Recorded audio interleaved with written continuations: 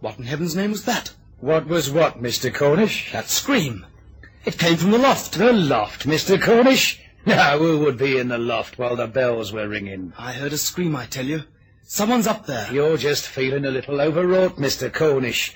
Now pull on your tenor bell like a good fella. Then you'll hear a sweet, melodious sound. Go on, pull. Nothing happens. Oh, dear, then the stay must have broken. Perhaps that's the sound you heard. It makes a funny noise when a stay breaks. I could have sworn it was a scream. But it wasn't. It couldn't have been. Just your imagination. I'll get someone out to mend the stay in the bell loft. No. I mean, we can't have a stranger here. Not a man from the village. It won't be no one from the village, Mr. Cornish. There's a firm in London does all sorts of odd jobs, and no questions asked, so I'm told. No questions? Let me do the worrying, Mr. Cornish. These people are most reliable. I'll give 'em a ring from the manor house. It won't take 'em long to get here. Their offices are at 33 Half Moon Street.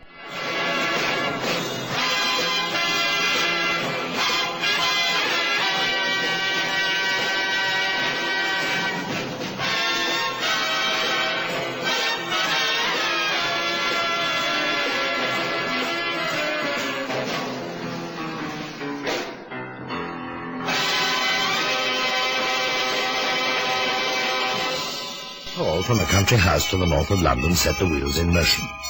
The name of the caller suggested him to be an ecclesiastic, but his intonation belied this calling, and, well, it left me wondering. I couldn't imagine the voice emanating from a pulpit, and yet the man's problem seemed normal for assignments unlimited. The name's Purley, Mr. Mason, Parson Purley. I'm well known in Potter's Bar, and I have a problem with the tenor bell stay in the loft. I don't know if you're acquainted with bell ringing. Not technically, I'm afraid. What exactly is wrong? The stay on the tenor bell is broken. It's really quite easy to replace, but the climb up to it's rather dangerous. I can't get a man from the village, unfortunately. The old hands are too old, and the young ones... Well, I don't have to tell you what the modern-day youth is like, do I? Well, I can't say that I see anything wrong with them. However, if you can't find a local man, you can't, and we'll be pleased to send someone. How do we find you? The job will require two men, actually, Mr. Mason. I can explain how they go about replacing the stay in a few minutes, but it will definitely require two pairs of hands. And you can't help yourself? My arthritis precludes me from any physical labour, I'm sad to say. All right, then. Two it is. Where are you ringing from? Well, actually, I'm telephoning from the Squire's house. Cornish Manor House, it's known as. One of the showpieces in this part of the world. I'm very friendly with the Squire. So my men are to report to the Cornish Manor House? No, Mr. Mason. If they could report to the village inn, the Gun and Magpie, it's called. I'll meet them there. The Gun and Magpie. I see. Tell me something. These are church bells you're talking about? What else, Mr. Mason? What else? Yes, of course. When do you want them down there? This afternoon, if you can manage it. I'll book them into the village inn so they can stay over if they're not finished by this evening. You see, there is some urgency, Mr. Mason. We have a campanology lecture tomorrow evening, and I'd like the tenor bell back working by then. Oh, I understand. Very well. I'll have them report to the Gun and Magpie after lunch. Thank you very much, Mr. Mason. Goodbye to you. Goodbye. Odd-sounding fellow. Who's that, Chief? A man with a bug in his belfry. Don't you mean a bee in his bonnet? I mean exactly what I say, Canon. Parson Purley. What an odd name. Canon? Oh, yes, Chief? Do you know anything about ringing church bells? No, but I'm good at fixing alarm clocks. Oh, ask a silly question. There's a man down there. Well, I suppose he's a reverend, really, although he doesn't sound like one. There's a man down in Potter's Bar. A stay has broken on one of his church bells, and he wants two men to go down and fix it. Well, I thought the verger always got the lousy jobs. Well, apparently it's dangerous. Oh, I see. He said he can explain how you go about it in a few minutes, I imagine it's the climbing up into the bell tower that's dangerous. Feel like taking it on? Sure. Who goes with me? Well, that's quite a point, isn't it? Everyone's out, and I've got an appointment with Sir Edmund Croft this afternoon over that security guard job for the bullion shipment. What about tomorrow? But there's some urgency. Always is. Hi, Chief. Hi, Cannon. Hi, Gail. Hello, Gail. Did everything go off all right? Perfectly. Gail, would you take on a job that entailed climbing up into a belfry? What do I rescue this time? A bat? Well, you'd be Cannon's assistant in making a running repair to a bell stay. Oh, easy. When do we leave? Right now. It's in Potter's Bar. You could have lunch on the way. Oh, boy, an expense account. Oh, but let's wait until we get to Potter's Bar. There's an offbeat pub there that sells cider and whelks. The Gun and Magpie. Chief, how would you know a place like that? Well, that's where you meet the client, Parson Purley. In the pub? How quaint. That occurred to me. By the sound of his voice, he'd be more at home in Petticoat Lane than at a pulpit. However, that's no concern of ours. Take the car and enjoy your lunch. Roger. What are you looking so sour about, Cannon? The first time in 3 weeks we get an expense account, and you have to pick a pub that sells cider and whelks. Here you are, sir. 2 pints of cider, 2 pints of whelks, and a loaf of Ovis with farm butter. Thanks. We've got to meet the local reverend here after lunch. Will he come in the bar, or should we wait in the lounge? We don't know him, you see. Reverend Martin Wells, sir? I mean Parson Purley. Oh, him. You had me fair worried for a minute, sir. Well, if Purley said he was going to meet you here, then he'll be in the 4 Ale bar. Who is this Parson Purley, then? Oh, he's a foreigner up from London. Came here a couple of years ago when the old church was up for sale. He bought it and the 10 acres of land that stands on it. He's a pig farmer, and from what I hear, Chow, not a very good one. Still, he's always got plenty of ready about him, so maybe he's got private means. Then he's not a parson. Oh, bless you, lady, no. The opposite, I'd say. No, it's a nickname. You know, from him buying the old church. You know how it is. Yeah, well, we came down to mend one of the bells. Oh, them. Drive you balmy, it would. There's folks who'd like to have seen him taken out before the sale, but, well, there they are, and well, they are his property, so he can do what he likes with them, I suppose, can he? You mean he still rings them? Yeah, every full moon. Clanging away like the marker boys at Southend. There's plenty who thinks he's got a screw loose. One thing, though, he don't get no pinching on his place. The locals reckon the place is haunted, and what the Reverend Wells has to say about him don't help much either. Well, now I know why the verger didn't risk his neck. Hold a bit of Harry! Excuse me, ladies, sir. All right, Ted, I'm coming. Well, what do you know? The chief's got second sight. A deserted church, haunted at full moon. If you're trying to get a rise out of me, Cannon, you're wasting your time. We mend the bell in the daylight, with any luck this afternoon. Excuse me. The barman said that you're the man from London who's come to fix my tenor bell. I'm Purley. Oh, hi, Mr. Purley. Mr. Purley?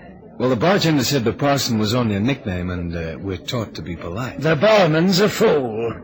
However, let's not dwell on that.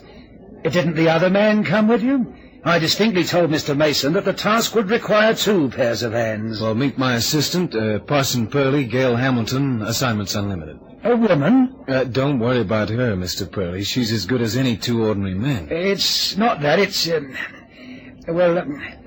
how are your nerves, miss? Like Toledo steel. She can climb anywhere and has a head for heights. Oh, I see. Well, Mr.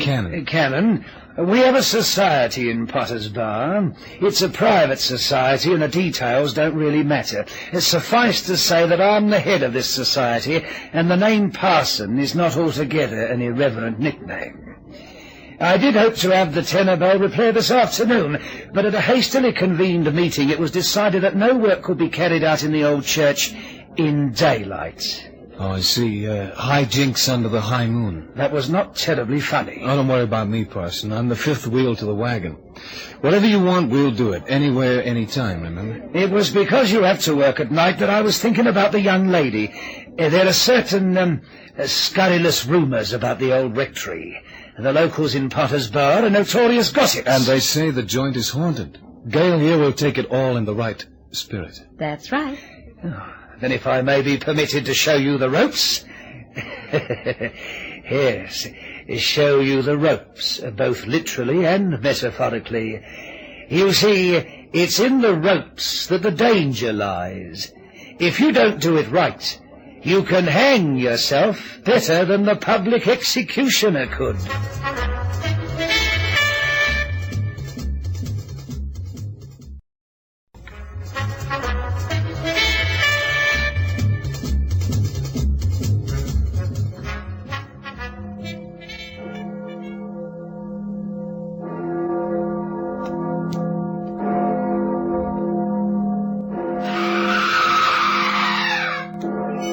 At that moment, as Cannon and Gail Hamilton talked with the shifty-eyed Parson Purley and the gun and magpie, they had no knowledge of the desperate cries wrung from the lips of some unknown sufferer in the bell tower.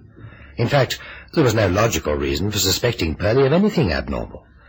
Cannon, however, is a cautious operator, no doubt engendered by years of volcano lip living, and so it was that he and Gail proceeded to the old church after dark with not a little trepidation.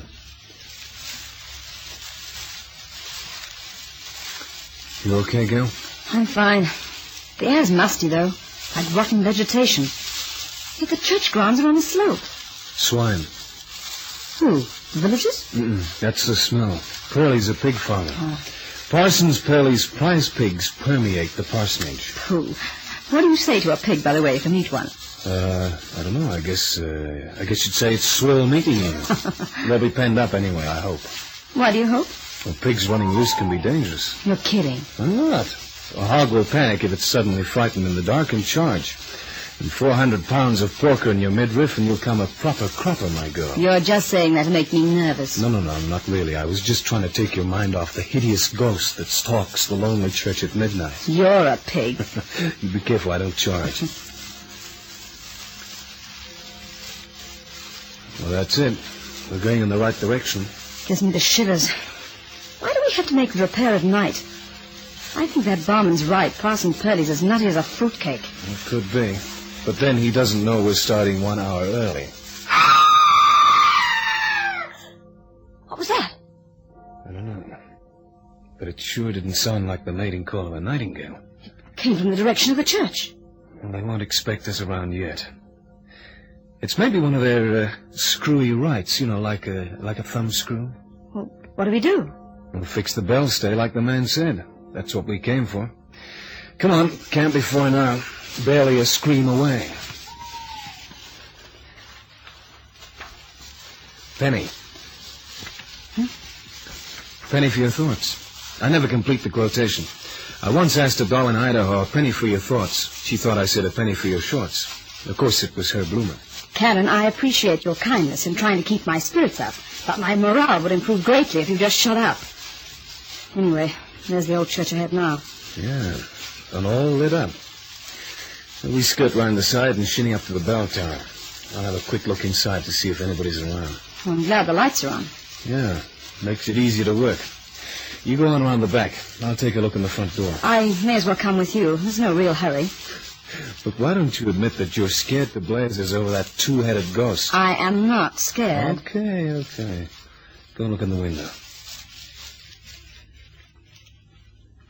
You see anything? Not a soul. Okay. Come on, let's go up. There's some iron staples in the wall here someplace. They lead right up to the loft. It saves us going via the ringing platform, and it's safer. Why safer? Well, you heard what the parson said. If you catch your head in one of those ropes, it'll hang you quicker than the executioner. Oh, here we are. Here are the staples. Okay, Gail, honey, let's climb. Come on. Up. Just mind I don't tread on your fingers, huh? Come on, it's not much further. Nearly there. Yeah, that's me. Now you come up. Go on. Thanks. Yeah. Oh. There, you see that little one that's tilted nearly upside down? Well, that's where the stay's broken. Well, it's easy. It shouldn't take more than an hour. From the parson's explanation, I don't see how it works. That's because you have no mechanical mind. You see, the ropes down below on the platform are each attached to a bell. The rope is pulled until the bell is in an upright position. Then a light pull, and the bell swings down and rings. Those oak staves at the top of the circle are the stays. If they weren't there, the bell would swing right over in a full circle. The one on the tenor bell is broken, as you can see. That's why the bell's tilted at a crazy angle. I see. But the big bells only clear the floor by a couple of feet. Well, if anyone started ringing right now... Well, go on, say it. The bell would crush you to pulp. But we're safe. There's nobody here. We didn't look down on the ringing platform. Well, suppose you look down. Yeah, through that hole in the floor. I'll get the tackle ready to move the tenor bell. All right.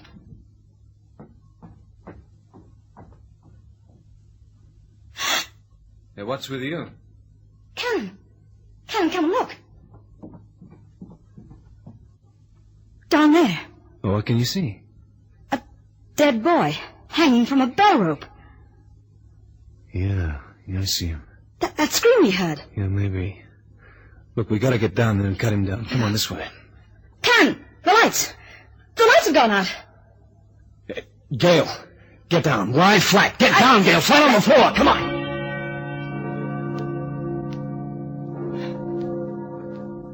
Look, if you keep flat, you'll be all right. Who's ringing them? There's nobody there except a dead boy hanging from a rope. Look, I'm gonna crawl over to the center hole. You stay here and keep flat. If you try and stand, you'll distribute your brains around the bell tower. What are you going to do? You can only be a ghost, and I brought my ghost cure outfit. Now you stay where you are.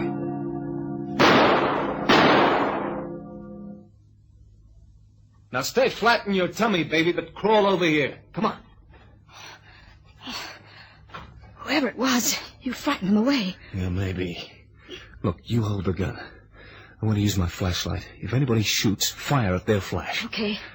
All ready? Nobody. Not a sign of anybody the bird's flown. Cam! The body, it's gone. So it has.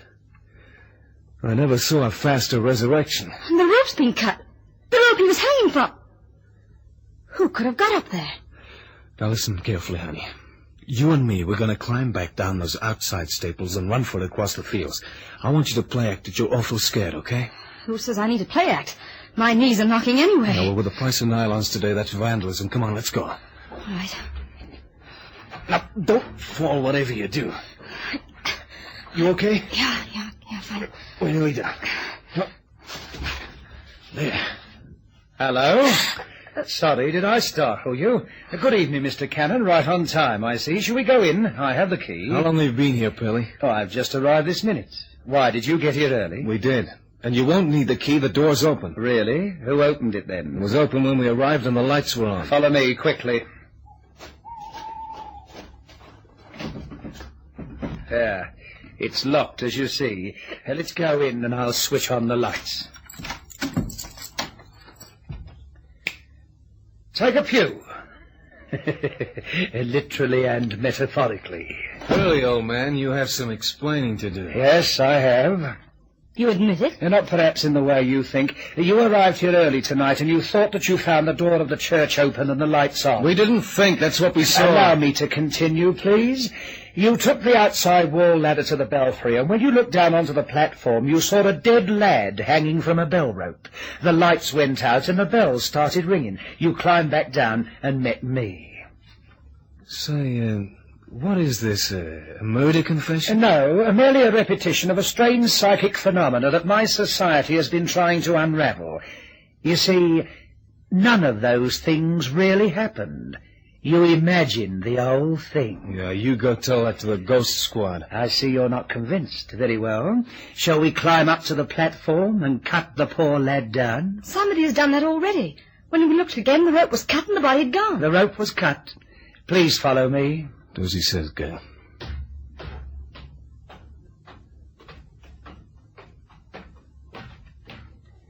Well, here we are. Now, Miss Hamilton, which rope was cut? Cannon, it's all in one piece again. I know it's frightening, but no harm can come to you. It's a sad tale. The boy who was accidentally hanged by the bell rope.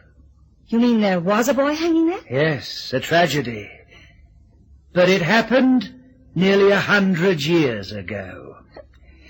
Now, if I stay with you, do you think you might mend the stay? Sure, but that only requires one man to fix it. While I'm up there, Gale stays down here with a gun. A gun, Mr. Cannon? Yeah. You see, I'm allergic to bats. Do you think we should tell the chief about the psychic phenomenon, Cannon? Sure. But only after we've laid that pesky poltergeist. Laid the ghost? You think we're going back to London? Well, we're not. This road leads around the back of that old church, and we're paying the phony parson a fleeting visit. But why? Maybe because I think all that psychic phenomenon is bunk. Then again, it's maybe I don't like some cheap chiseler trying to murder me. And don't give me all this, all-in-the-mind jazz. If we'd been 10 seconds longer dropping to the floor, Mr. Aubrey Mason would be advertising for 2 new operators.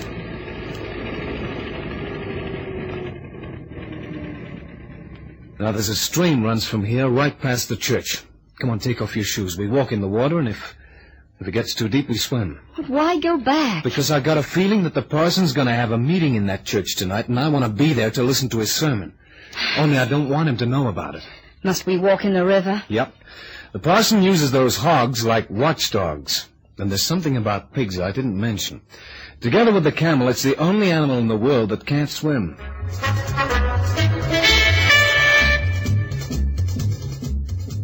Parson, I didn't mean to kill him. It must have been an accident. Of course it was an accident, my dear Timothy. Pardon me for using your Christian name, Mr. Cornish, but we've become very close over the past few days, and you can treat me as a true friend. Will the police believe it was an accident? And you, a wizard of the black magic circle, Mr. Cornish? I'm afraid they won't be easily convinced. But the lad's body has been neatly disposed of. Pigs are omnivorous animals, you know. Of course, I shall need a little more cash, say £5,000. Parson, that's blackmail. An ugly word, Mr. Cornish. You're like your mug, Parson. Huh? Don't do that. This gun has a reputation for being consistently accurate. Who are you? The guy who nearly bought a pig in a poke. The game's up, Parson, and you, whoever you are, don't have to worry about that kid. He's alive and kicking. It was just a stunt. Where is he? Where I found him. In the vestry. And he's being guarded by a very, very tough baby. Yeah, he's in the vestry. I knew all along that the dirty jobs went to the Virgin. Parson Purley's game was blackmail. He inveigled Timothy Cornish into the disgusting rites of black magic, the ringing of bells being an important function. He staged the fake hanging of his youthful accomplice, meaning Cornish to find the body. But Cannon and Gail Hamilton arrived at the church an hour early, and saw what they thought was the dead body of the boy. In fact, his body was supported by a box, the type provided on any bell-ringing platform. Knowing he'd been seen by strangers, the youth turned out the lights and began to ring the bells, with the obvious intent to kill my 2 operators. But Cannon is hard to kill. Oh, and he's a hard-headed businessman, too. Parson Purley went to jail for a long time, but Timothy Cornish settled the bill, quite handsomely, too.